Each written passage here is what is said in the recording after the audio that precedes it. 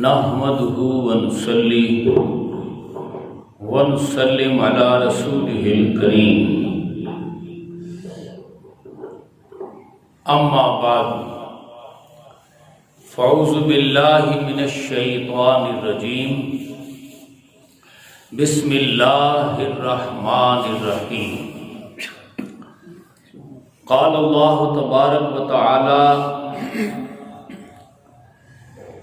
لِيَقُومَ النَّاسُ بِالْقِسْطِ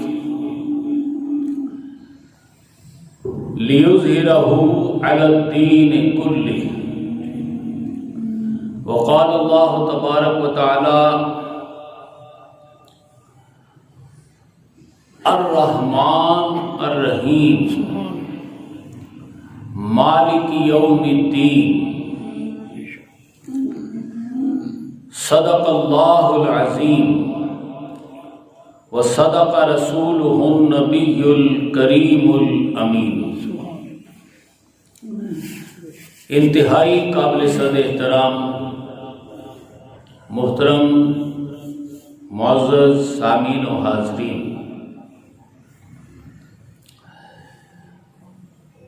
روزانہ بلکہ ہر نماز بلکہ نماز کی ہر رکعت میں سورہ فاتحہ پڑھنے کی اس لیے تلقین کی گئی ہے کہ سورہ فاتحہ ہی پورے قرآن کا خلاصہ، پورے قرآن کا اصل مقصد، اس مقصد کو حاصل کرنے کا پورا طریقہ، نظریاتی بھی اور عملی بھی،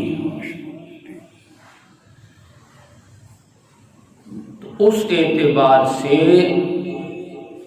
اللہ پاک فرما رہا ہے کہ اللہ وہ ہے جو رب العالمین ہے، سبحان اللہ سبحان اللہ سبحان اللہ، تمام جہانوں کو پالنے والا، ان کی ضرورتیں وہاں پہنچانے والا۔ سبحان اللہ۔ اس نے پیدا کیوں کیا، اب وہ پال کیوں رہا ہے؟ اپنے لیے، سبحان اللہ سبحان اللہ۔ ہمیں ہمارے لیے اس نے پیدا نہیں کیا، اس نے پیدا کیا تو اپنے لیے پیدا کر کے اب وہ پال رہا ہے تو اپنے لیے۔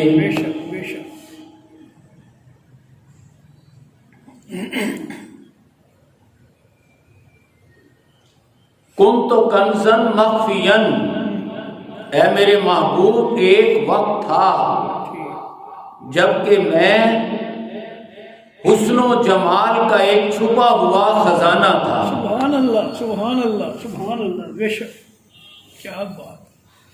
لیکن ایک وقت آیا فَأَحْبَبْتُ أَنْ أُعْرَفَ، میرے اندر یہ خواہش پیدا ہوئی کہ کوئی تو ہو جو مجھے چاہے، مجھ سے محبت کرے، اپنا جینا مرنا میرے لیے کر لے، کوئی تو ہو جو میرے جلووں کو دیکھنے کے لیے اس کی آنکھیں ترسیں، اس کا دل تڑپے۔ فَخَلَقْتُ الْخَلْقَ، تو میں نے اس ساری کائنات کو پیدا کر دیا۔ سبحان اللہ سبحان اللہ سبحان اللہ، بے شک۔ اب کائنات تو ساری اس کام میں لگی ہوئی ہے جس کو اللہ پاک قرآن حکیم میں جا بجا فرماتا ہے سبح للہ ما فی السماوات و ما فی الارض، کائنات کی ہر شے اللہ کی محبت میں لگی ہوئی ہے، بے شک کوئی شک نہیں، سبحان اسی کی تسبیح و تحمید میں لگی ہوئی ہے۔ صرف مسئلہ ہے تو اس کائنات کی سب سے اعلیٰ مخلوق انسان کا. سبحان اللہ. بے شک. چھوٹی بڑی ہزاروں لاکھوں مخلوقات ہیں وہ تو لگی ہوئی ہیں. یسبح للہ لگی ہوئی ہیں اور لگی رہیں گی بے شک. بے شک. اس کام میں جس کام میں اللہ نے انہیں لگا دیا ہے. بے شک. سبحان اللہ. سبحان اللہ. سبحان اللہ. لیکن یہ جو سب سے اعلیٰ مخلوق انسان ہے اس کا معاملہ اور ہے. بالکل ٹھیک. ساری کائنات کی بھی، دونوں جہانوں کی بھی، تمام جہانوں کی بھی، انسانوں کی بھی ضرورتیں تو اللہ نے فراہم کر دی ہیں، وہ پال رہا ہے. اب ساری کائنات تو اس کام میں لگی رہے جس کام کے لیے، یعنی اللہ نے اپنی محبت کے لیے انہیں پیدا کیا ہے، تو ساری کائنات تو اللہ کی محبت میں لگی ہوئی ہے. لیکن جو سب سے اعلیٰ مخلوق ہے انسان، وَصَوَّرَكُمْ فَأَحْسَنَ صُوَرَكُمْ، اللہ نے تمہیں سب سے اعلیٰ شکل عطا کی. بے شک. بے شک. سبحان اللہ. کوئی شک. لیکن اس کا معاملہ اور ہے. باقی مخلوقات کو یہ اختیار ہی نہیں ہے کہ وہ اللہ کی نافرمانی کر سکے. بے شک. بے شک. سمجھے؟ بالکل سمجھ گئے. بالکل سمجھ گئے. سب سے اعلیٰ مخلوق انسان ہے اور انسان کے بعد درجہ آتا ہے فرشتوں کا. انسان کے بعد فرشتوں کو یہ آپشن، یہ حق، یہ اختیار ہی نہیں ہے کہ وہ اللہ کی نافرمانی کرے. کیا بات. سبحان اللہ. سبحان اللہ. یفعلون ما یؤمرون لا یعصون اللہ ما امرہم. یفعلون ما یؤمرون، وہ اللہ کی نافرمانی کر ہی نہیں سکتے، کیا بات. کیا بات. سبحان اللہ. اختیار ہی نہیں ہے. بالکل صحیح. بالکل صحیح. وہی کچھ کرتے ہیں جن کا انہیں حکم دیا جاتا ہے. بالکل ٹھیک. سبحان اللہ. سبحان اللہ. نافرمانی کرنے کا سوال ہی نہیں پیدا ہوتا، ذہن میں بات آتی ہی نہیں ان کے، بالکل صحیح. سوچ سکتے ہی نہیں، کرنا تو دور کی بات ہے. بالکل صحیح. لیکن انسانوں کا معاملہ اور ہے. الرحمن الرحیم، چونکہ اللہ تعالیٰ رحمان ہے. کیا مطلب؟ اگر انسان نافرمانی کرے تو فوری پکڑ نہیں ہے. ٹھیک. پکڑ ہے، یہ نہیں کہ پکڑ نہیں ہے. ان بطش ربک لشدید، تیرے رب کی پکڑ بڑی شدید ہے. لیکن یہاں نہیں، آج نہیں، اب نہیں، تو چونکہ فوری پکڑ نہیں ہے، جھوٹ بولا چھالا نہیں پڑا، حرام کھایا پیٹ میں درد نہیں ہوا، تو لہذا بندہ یہ سمجھا شاید پکڑ ہے ہی نہیں.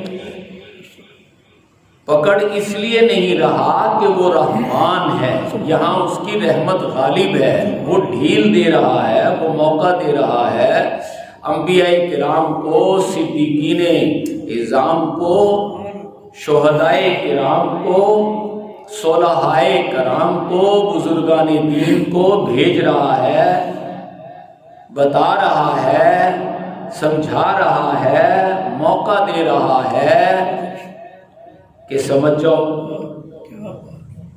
وہ کچھ کرو، مجھ سے پیار کرو، میرے کام میں لگو، میرے لیے جینا مرنا کرو. لیکن جو نہیں کرتے ان کو فوری پکڑ نہیں رہا. یہ رحمان اور رحیم ہے. لیکن وہ بتا رہا ہے کہ میں مالک یوم الدین بھی ہوں. بے شک آج تو نہیں پکڑ رہا، بالکل صحیح، لیکن ایک دن آئے گا ساری کسریں نکال لوں گا اور پکڑ لوں گا، پھر چھوڑوں گا نہیں۔ لہذا تم ایاک نعبدو، مجھ سے محبت کرو، میرے لیے جینا مرنا کرو۔ بالکل صحیح، کیسے؟ محمد الرسول اللہ، جیسے میرا محبوب کر رہا ہے۔ سبحان اللہ سبحان اللہ، والذین معہ اشداء علی الکفار رحماء بینہم، جیسے میرے محبوب کے یار کر رہے ہیں، دوست کر رہے ہیں، صحابہ کر رہے ہیں، اہل بیت اطہار کر رہے ہیں، صدیقین، شہداء، صالحین کر رہے ہیں۔ ان کے راستوں پر آؤ، ان کے نقش قدم پر چلو، تو ایاک نستعین، بندے اللہ تمہاری مدد کرے گا، ہم تمہاری مدد کریں گے۔ پہلے تم اپنا سب کچھ لگاؤ، اپنے آپ کو میری محبت میں سچا ثابت کرو، پھر میری مدد آئے گی۔ ان تنصروا اللہ ینصرکم، اللہ نے تمہیں اپنے لیے پیدا کیا ہے، لہذا تم اللہ کے لیے جینا مرنا کر کے دکھاؤ، یہ تمہارا اللہ کی مدد کرنا ہوگا، یہ تمہاری ایاک نعبدو، تمہاری عبادت ہوگی۔ جب تم اس کی عبادت میں، اس کی محبت میں اپنا سب کچھ لگا دو گے، ایک جان بچی ہوگی وہ بھی دینے کے لیے اپنے بدر میں حاضر ہو جاؤ گے، تو ایاک نستعین، تو پھر میری طرف سے مدد آئے گی۔ اب یہ مدد کن کے خلاف آتی ہے؟ کوئی دشمن ہوں گے نا۔ اب یہ دشمن کون ہے؟ غیر المغضوب علیہم ولا الضالین، مغضوب بھی ہیں، ضال بھی ہیں، ظالم بھی ہیں، مکار بھی ہیں۔ یہ ہیں اصل میں انسانیت کے ناسور، جن کا نام قرآن کبھی رکھتا ہے نمرود، کبھی رکھتا ہے فرعون، اور کبھی رکھتا ہے ابو جہل۔ آج کے ابو جہل کون ہیں؟ مغضوب اور ضال کون ہیں؟ مغضوب کا مطلب ہے ظالم، اللہ نے ضرورتیں دی ہیں، اپنی ضرورت تو لے ہی رہے ہیں، دوسروں کی ضرورتوں پہ بھی قبضہ کر رہے ہیں۔ اب جن کی ضرورتیں چھینی ہیں، اب وہ ان کے دشمن بنیں گے۔ مکار ان کی دشمنی کی طرف نہیں جانے دیتے، وہ کہتے ہیں نہیں، تم اللہ کی خالی خلی عبادت کرو۔ یہ مکار وہ طبقہ ہے جو ان کو بچا لیتا ہے، ظالموں کو بچاتا ہے۔ کس طرح؟ خالی خلی اللہ کی عبادت میں لگا دیتا ہے۔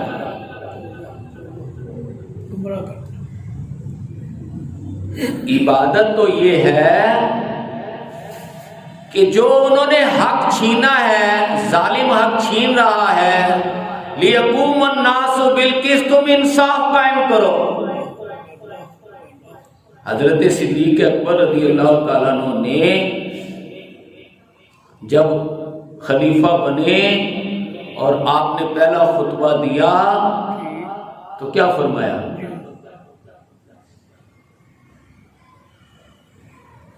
آپ نے یہی تو کہا، تم میں سے جو طاقتور ہے، کیا مطلب؟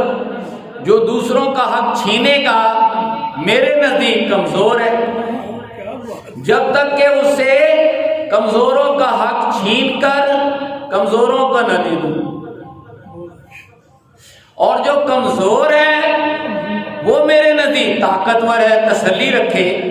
مجھے خلیفہ کس لیے بنایا ہے؟ سبحان اللہ، کیا بات، کیا بات، سبحان اللہ۔ میرا کام ہے، تو بہت طاقتور ہے، اے کمزور تو بہت طاقتور ہے میرے نزدیک، جب تک کہ تجھے تیرا حق نہ دلا دوں۔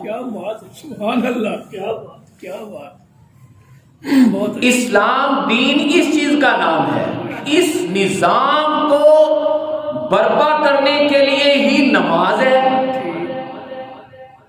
ایسے خلیفہ کے لیے یہ خلیفہ، یہ اللہ کا نائب، بندوں میں سے حضرت صدیق کے اوپر ایسے ہی بن گئے، ایسے ہی نہیں بنے۔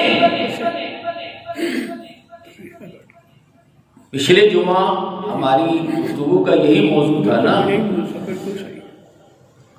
ایسے ہی نہیں بن گئے۔ کلمہ پڑھا، کلمہ پڑھنے کے بعد جو سرمایہ تھا وہ سارا لا کر دے دیا، اور وہ کاروبار چھوڑ کر اس کاروبار میں لگ گئے۔ سبحان اللہ، سبحان اللہ، سبحان اللہ۔ اب جو لوگ کاروبار نہیں کر رہے، وہ ان کے دشمن، اور گھر والے بھی دشمن۔ اب ان دو طرفہ دشمنیوں کو اللہ کے لیے برداشت کرنا، یہ ہے عبادت، یہ ہے اللہ کی محبت، اللہ کے رسول کی محبت۔ اب اس میں ثابت قدم رہنا، دشمنیاں برداشت کرنے میں جب کوئی ثابت قدم رہے گا تو اللہ اس کو خلیفہ بنا دے گا، اللہ اکبر، اللہ اکبر، سبحان اللہ، سبحان اللہ۔ تو وہ دوسرے ظالموں کو کنٹرول کر لے گا اور مظلوموں کی داد رسی کرے گا۔ سبحان اللہ، بے شک، اللہ اکبر، سمجھے؟ تو یہ غیر المغضوب علیہم ولا الضالین، آج کے مغضوب کون ہیں اور آج کے ضال کون ہیں؟ ہم اپنی ہسٹری کو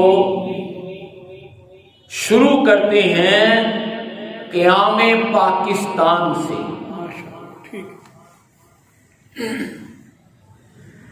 سمجھے؟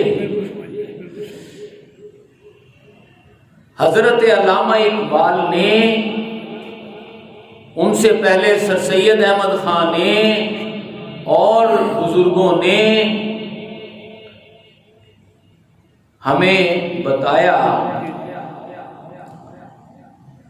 یہ ہندو قوم علیحدہ ہے، مسلمان قوم علیحدہ ہے۔ لیکن علامہ اقبال اور قائد اعظم جیسے لوگوں کی بھی شروع میں یہ بات سمجھ میں نہیں آئی۔ اچھا، انہوں نے کہا نہیں، ہندو مسلم بھائی بھائی، سمجھے؟ ہمارے یہ دونوں قائد بھی کانگریس میں آگے ہندو مسلم اتحاد نہیں، ہم سب بھائی بھائی بن کے رہیں۔ لیکن جلد ہی علامہ اقبال تو سمجھ گئے، جو ہی وہ 2 PhDیاں کر کے آئے تو انہیں تو پتہ چل گیا جلدی، وہ کانگریس سے علیحدہ ہو گئے، قائد اعظم لگے رہے کانگریس میں۔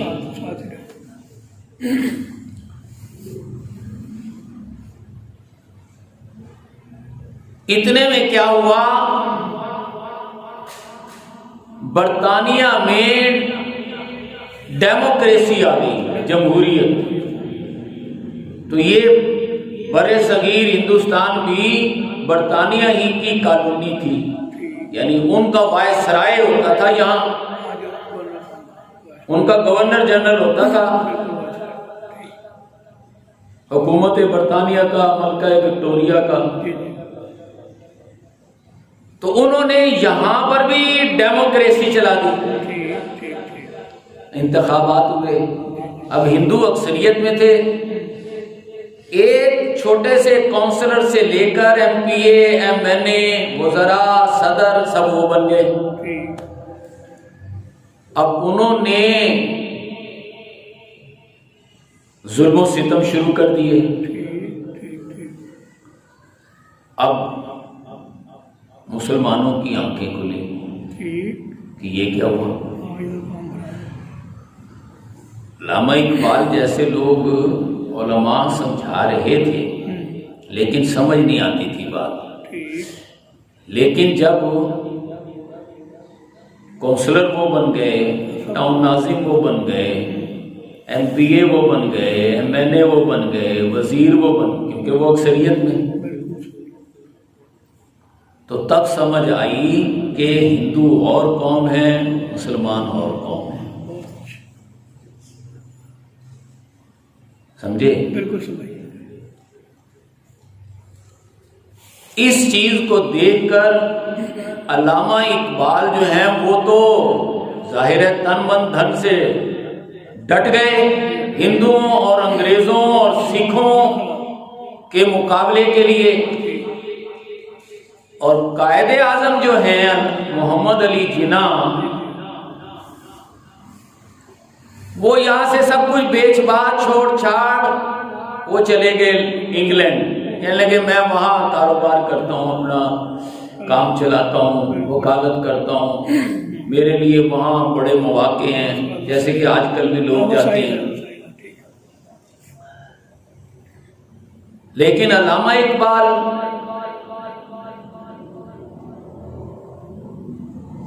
لوگوں کو سمجھانے میں بتانے میں لگے رہے۔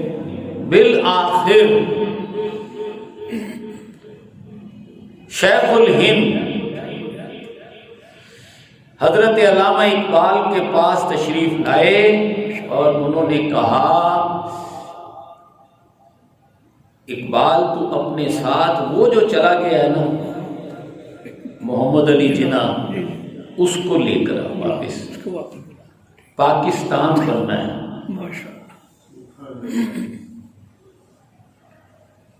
اب ان کو تو فوراً یقین آ گیا کیونکہ حضور کی طرف سے اشارہ آ گیا کہ پاکستان بننا ہے۔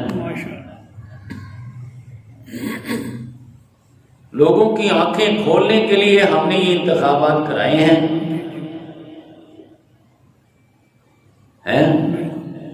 تم تو سمجھا سمجھا کے مر گئے نا کہ دو قومی نظریہ، دو قومی نظریہ۔ اب اس قوم کو طاقت ملی ہے تو اب اس نے تمہارے 14 طبق روشن کر دیے ہیں، اب لوگوں کو سمجھ آئے گی دو قومیں کیا ہوتی ہیں۔ تو اب پاکستان بننا ہے۔ آپ گئے، خود گئے یہاں سے لندن اور قائد اعظم سے ملے، کہا کہ بھئی چلو پاکستان بنانا ہے۔ انہوں نے کہا کیسے بناؤ گے؟ اب تو رہی سے ہی کسر بھی ختم ہو گئی، اب تو ڈیموکریسی آ گئی، اب تو مسلمان ہمیشہ کے لیے اقلیت میں ہیں اور گئے، جو اکثریتی ہوگا وہ حکومت کرے گا اور وہ ان کو مارے پیٹے گا۔ آپ نے فرمایا محمد علی جناح ہم نے صرف اپنی عاقبت سنوارنی ہے، باقی جو کرنا ہے نا وہ اللہ جانے، اللہ کا رسول جانے، جب حضور نے کہہ دیا تو بنے گا، بالکل بنے گا۔ یقین جی ماشاءاللہ یقین کامل۔ اللہ ہم نے کوئی ڈیوٹی کرنی ہے۔ ابھی تو مجھے کہا گیا ہے کہ میں اور تو مل کر اس کام کو آگے بڑھائیں، ہم نہیں کریں گے تو اللہ اور کسی کی ڈیوٹی لگا دے گا۔ کیا بات، بہت اچھا۔ بننا ہے، بننا تو ہے، ہونا تو ہے، ہم نہیں کریں گے تو کسی اور کی ڈیوٹی لگ جائے گی۔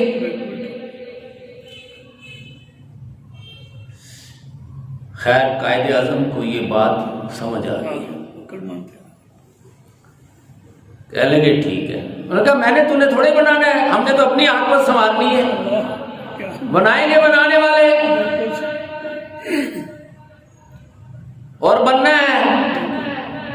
وہ سمجھا بجھا کے انہیں لے آئی۔ اب یہاں قدرت نے سٹیج سیٹ کرنا تھا،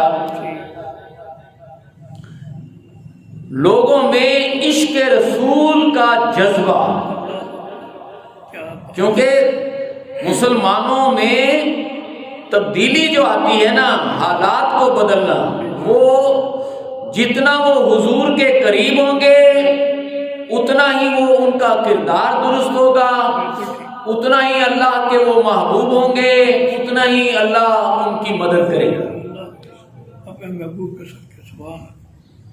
اس کے لیے ایک واقعہ رونما ہو جاتا ہے، یہ خود بخود نہیں ہوتے۔ بالکل صحیح،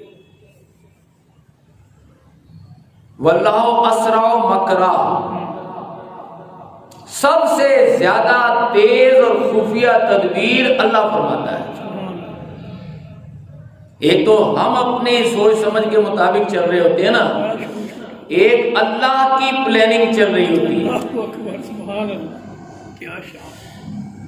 ہندو نے گستاخی کی حضور صلی اللہ علیہ وسلم کی، علم الدین آ گئے اور انہوں نے اسے گستاخی سے منع کیا، وہ ڈٹ گیا اور انہوں نے بالآخر اس کا کام تمام کر دیا۔ اب دیکھیں ہندو ہی کونسلر ہیں، ٹاؤن ناظم ہیں، ایم پی اے ہیں، ایم این اے ہیں، وزراء ہیں، اوپر انگریز ہے۔ انہوں نے علم دین کو پکڑ کے قید کر دیا اور پھانسی کی سزا سنا دی۔ اب وہ یہ ماننے کے لیے تیار نہیں ہیں، وہ کہتے ہیں یہ ماورائے عدالت قتل ہے، تمہیں کوئی مسئلہ ہے تو عدالت میں جاؤ، شکایت کرو، عدالت تمہاری سنے گی مسئلہ تو پھر آگے کوئی کام ہو، تمہیں یہ حق نہیں پہنچتا کہ تم کسی کو گستاخ رسول ٹھہرا کر اور اس کو قتل کر دو۔ علم دین کا یہ واقعہ ہے۔ جبکہ علامہ اقبال اور قائد اعظم نے لوگوں کو سمجھایا، دیکھو یہ دونوں شخص ایرے گہرے نتھو خیرے نہیں ہیں، یہ دونوں بڑی بڑی ڈگریاں رکھتے ہیں۔ ایک تو اس ڈگری سے فائدہ اٹھانے کے لیے سب کو بے بار اسی لندن چلا گیا، ایک کو یہاں بیٹھے آفر ہو رہی ہے علامہ اقبال کو کہ تم ہمارے تھنک ٹینک کے سربراہ بن جاؤ، تمہارے اندر اتنی اہلیت ہے، قابلیت ہے کہ پوری دنیا کی جو ہم پلاننگ کر رہے ہیں نا اس کا ہم تمہیں سربراہ بنا دیتے ہیں، تھنک ٹینک کے سربراہ بن جاؤ، ہم تمہیں سونے میں تول دیں گے، تمہاری تصور سے بڑھ کر تمہیں مراد دیں گے، کیونکہ تم بہت قابل ہو، اور اگر نہیں تو پھر کم از کم تم عالمی عدالت کے چیف جسٹس بن جاؤ، کیونکہ تم نے لا میں بار اطلاع کیا ہوا ہے۔ قائد اعظم تو خود ہی چلے گئے نا انگلینڈ، ان کا یہ تو خود ہی آ گیا ہے، یہ تو کوئی مسئلہ نہیں ہے، یہ تو خود ہی آ گیا ہے، اچھا ہے لگا رہے گا ہمارا غلام نوکر بن کر۔ لیکن یہ جو یہاں بیٹھ گیا ہے اس کو خریدو۔ آپ نے دونوں آفریں ٹھکرا دی،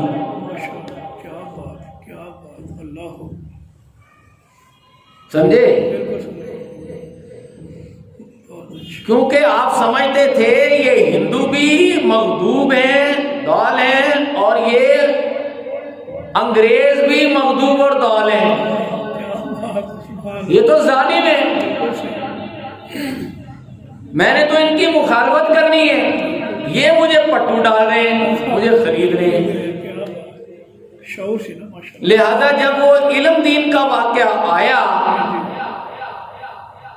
تو یہ دونوں میدان میں آئے، اب انہیں پتا چلا کہ پاکستان کیسے بنے گا۔ علم دین کی جو اس نے گستاخ رسول کو قتل کیا، ہندو کو۔ اب ہندو سارے مخالف ہو گئے، انگریزوں نے کہا یہ ماورائے عدالت قتل ہے،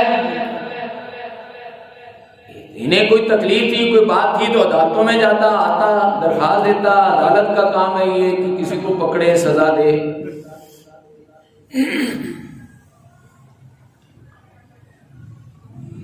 لیکن یہاں یہ بات سمجھنے کی ہے کہ علامہ اقبال بھی پی ایچ ڈی ہیں، بار اطلاع ہیں، قانون کی اعلیٰ ترین ڈگریاں ہیں، اور پھر اسلامی ہی نہیں انگریزوں کی بھی پوری دنیا کی اعلیٰ ترین ڈگری، اور قائد اعظم کے پاس بھی۔ انہوں نے کہا نہیں، یہ عشق رسول کا مسئلہ ہے، ماورائے عدالت قتل کا نہیں ہے۔ سبحان اللہ، کیا بات، کیا بات۔ عشق رسول ہے، اس نے ہمارے آقا صلی اللہ علیہ وسلم، ہمارے آقا کی شان تو یہ ہے کہ کائنات کی ساری عزتیں اس خاک پہ قربان جہاں ہمارے آقا نے ایک بار قدم رکھ دیا۔ سبحان اللہ، تو یہ گستاخ رسول تھا۔ تکبیر، نعرہ رسالت، سبحان اللہ، سبحان اللہ۔ اب جب ایک گستاخ رسول ہندو آ گیا اور ایک عاشق رسول علم دین آ گیا، تو لوگوں کو پتا چلا کہ یہ ہندو اور ہیں، مسلمان اور ہیں، اور یہ انگریز اوپر جو بیٹھے ہیں یہ اور بھی ہیں، یہ ایک اور تیسرے ہیں۔ بالکل صحیح، اللہ نے شعور دیا ماشاء اللہ۔ علامہ اقبال نے علم دین ڈیفنس کمیٹی قائم کی کہ ہم نے علم دین کو چھڑانا ہے، رہا کرنا ہے۔ اس کے لیے اب چندے کی، پیسے کی ضرورت تھی، تو باقیوں نے بھی پیسہ دیا، تو علامہ اقبال نے محمد علی جناح سے کہا تو بھی مالدار ہے، تو میری طرح فقر و فاقہ تھوڑے ہی کرتا ہے، تیری بہت جائیداد ہے جو تو بیچ کر لے کر گیا ہے یہاں سے، اور وہاں جا کر بھی تو نے ٹھیک ٹھاک کمایا ہے، میں تو یہاں ہوں، میرا تو اگر کوئی مقدمہ لگ جائے تو یہ اس کی تاریخ ہی نہیں آنے دیتے،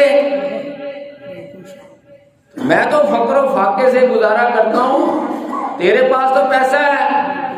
تو پتہ ہے قائد اعظم نے یہ نہیں کہا اوئے یہ تو ماورائے عدالت قتل ہے اور تو ایک قاتل کے بارے میں مجھے کہہ رہا ہے، نہیں، کہا ٹھیک ہے اقبال، یہ علم الدین جو ہے یہ عاشق رسول ہے، اور ایک عاشق رسول کے لیے تو نے پیسہ مانگا ہے، جیب سے چیک بک نکالی اور کہا اس پہ تو جتنے پیسے لکھ دے گا میں اتنے ہی پیسے دے دوں گا۔ سبحان اللہ، سبحان اللہ، سبحان اللہ، کیا بات ہے، کیا بات ہے۔ اور 14 جولائی سن 1929 کو جب پیشی تھی تو قائد اعظم بمبئی سے خاص طور پر لاہور آئے اور علم دین کا مقدمہ لڑا۔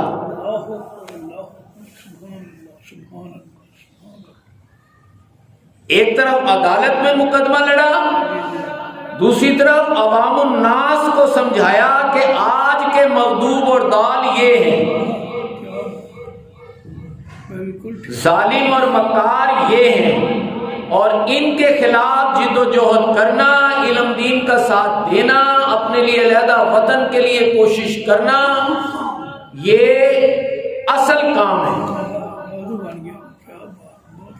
اس کو ایک آپ نے، ان دونوں ہمارے بڑوں نے، ایک ہیں مفکر پاکستان، ایک ہیں بانی پاکستان، قائد اور اقبال، ان دونوں نے علم دین کے اس مسئلے کو پکڑا اور پورے بر صغیر میں مسلمانوں کے اندر ایک بیداری کی روح پیدا کر دی، اور اس بیداری کی روح کو ایک نعرے کی شکل دیا، نعرے کی شکل دی، کیا بٹ کے رہے گا ہندوستان، اور بن کے رہے گا پاکستان. اور پاکستان کا مطلب کیا؟ لا الہ الا اللہ. دستور ریاست کیا ہوگا؟ محمد الرسول اللہ. کیا بات ہے، کیا بات ہے، کیا بات. ہر بچہ، ہر جوان، ہر بوڑھا، ہر مسلم، ہر مومن، مرد اور خواتین، ہر ایک کے دل کی یہ دھڑکن بن گیا نعرہ. جوش بن گیا، جوش بن گیا. اللہ پورے بر صغیر کے عوام اس ایک نعرے پر قائد اور اقبال کی کوششوں سے جمع ہو گئے، اکٹھے ہو گئے، اور اس کے لیے ہزاروں نہیں لاکھوں لوگوں نے جانوں کی قربانیاں دی. صرف نعرہ خالی بولی نہیں لگایا. جانے بھی دی، جانے بھی دی. کیا بات. ایک ٹکراؤ ہندو سے، ہندو حکومت میں ہے، کونسلر سارے ہندو، ایم پی اے سارے ہندو، ایم این اے سارے ہندو، وزراء سارے ہندو، سکھ، اوپر سے انگریز، مخالفت کرنے والا، مسلمانوں کو کرش کرنے والا. تو مسلمانوں کو سمجھ آ گئی. اس سمجھ کو ایک تحریک اور جذبے کا جو روح پھونکنے کا کام کیا وہ غازی علم الدین شہید نے کیا، جس سے یہ دنیا کا سب سے بڑا معجزہ رونما ہو گیا کہ پاکستان وجود میں آ گیا. سبحان اللہ، سبحان اللہ، سبحان اللہ. بہت اچھا. اللہ اکبر. نظر بخش. اب آپ دیکھیں، جہاں یہ عاشقان رسول ہیں، قیام پاکستان کے وقت، پاکستان بنانے کے وقت، اور بھی بڑے بڑے عاشق رسول ان کے ساتھ موجود ہیں. مثلا خان لیاقت علی خان، عبدالرب نشتر، پیر جماعت علی شاہ صاحب، سید دیدار علی شاہ صاحب، سمجھے، بہت بڑے بڑے نام موجود ہیں جو ان کے ساتھ ہیں. لیکن اس وقت کانگریسی علماء بھی موجود ہیں جو پاکستان کی مخالفت کر رہے ہیں. وہ کہہ رہے نہیں، ہم ایک قوم ہیں، ہندو مسلم ایک قوم ہے. وہ ایک قومی نظریہ پیش کر رہے ہیں، حالانکہ دیکھ بھی رہے ہیں، لیکن مفاد پرست ٹولہ جو ہے وہ چونکہ ان کا مفاد وہ پورا کر رہے ہیں، انگریز اور ہندو مل کر، لہذا وہ انگریزوں کی ہندوؤں کی بولی بول رہے ہیں اور مسلمانوں کی اور پاکستان کی، قائد اعظم کی اور علامہ اقبال کی مخالفت کر رہے ہیں.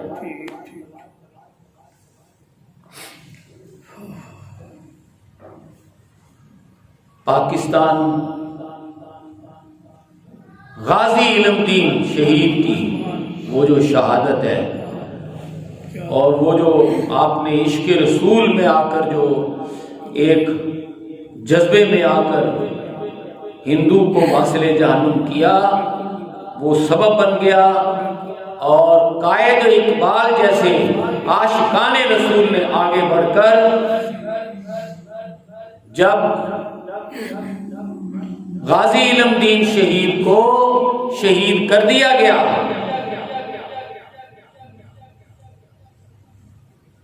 تو حضرت علامہ اقبال